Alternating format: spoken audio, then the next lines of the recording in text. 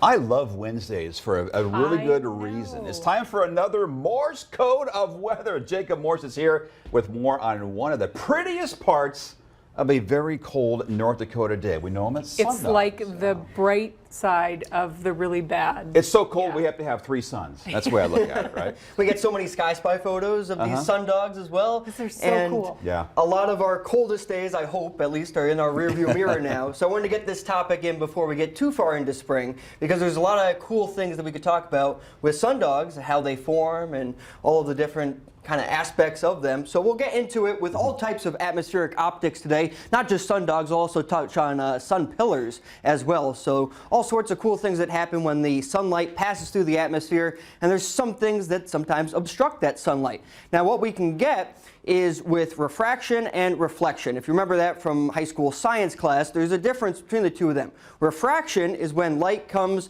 and interacts with an object and it is bent in a certain way. So the most clear example of refraction is when you stick a pencil in a glass of water, the light is bent in a certain way, and with the atmosphere, with refraction, the light can be split into its array of colors from red to violet. But reflection is a completely different thing where the light is bounced off of an object. It doesn't get absorbed at all. So we'll be talking about the refraction because that's how sundogs form. That's the main kind of ingredient that we need, as well as these ice crystals in the atmosphere. So it needs to be a really cold winter day for sundogs to form, usually when there's a clear sky outside, or if there's a thin veil of a cirrus cloud. And cirrus clouds are just made of these really tiny ice crystals. These hexagonal ice crystals need to be moving slowly vertically down in the atmosphere. So when there's an area of high pressure overhead with some sinking motion, that allows for these hexagonal ice crystals to be slowly moving vertically downwards. Some of these ice crystals are flat, and that allows for the sunlight to be refracted within those ice crystals to form our sundogs. They act as prisms to refract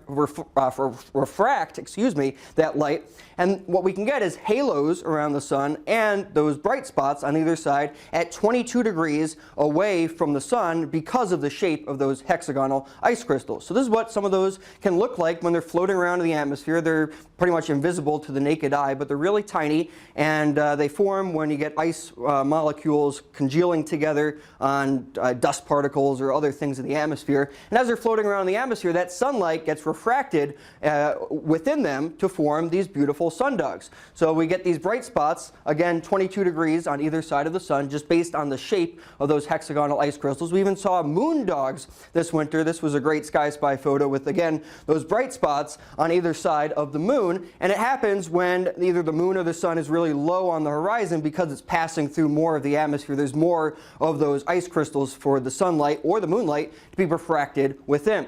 Now I want you to notice on this one, it might be a little bit faint, but the colors go from red to violet from where you're in closest to the sun to where you're farthest away.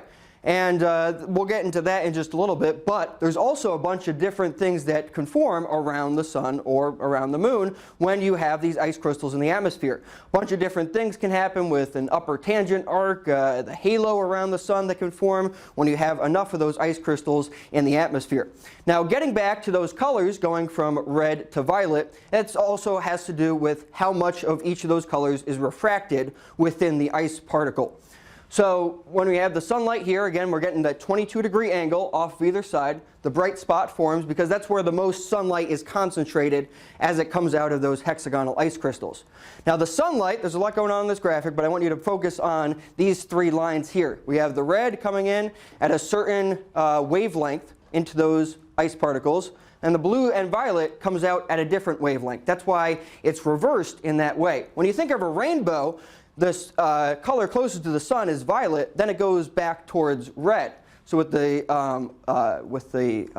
what am I talking about? With the halo and with the sundogs, that color is reversed. So we have the red closest to the sun and the violet farthest away, similar to the second rainbow here.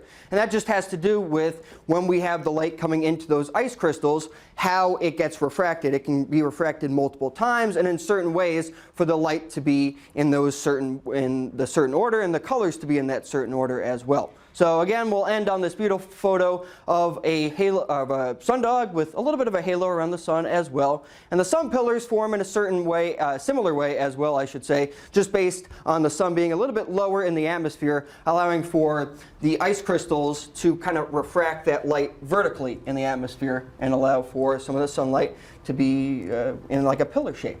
So a little bit of science lesson with ice crystals floating around the atmosphere, atmospheric optics. There's a whole lot more we could dive into that I think high school science teachers would be proud of. Absolutely.